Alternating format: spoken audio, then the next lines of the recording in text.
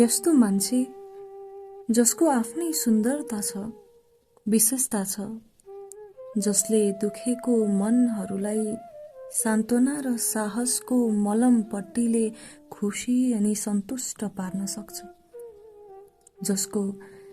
एक हाँसोले मात्र पनि कसैको मन मोहित पार्न सक्छ, जसको छोटो कपाल अनि लामो जीवन सङ्घर्षको इतिहास छ, जसले आफू बोलेर आफ्नाहरूलाई उज्यालो दिन खोजिरहेको छ, जो आफ्ना सारा सपनाहरूलाई बलिदान दिँदै खै कसको लागि के गरिरहेको छ, जसमा घमण्ड छँदै छैन, छ त केवल दया छ, माया छ,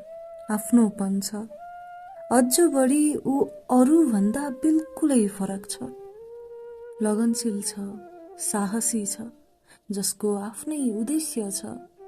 उद्देश्य प्राप्त गर्न सक्ने आत्मविश्वास छ, संकल्प छ,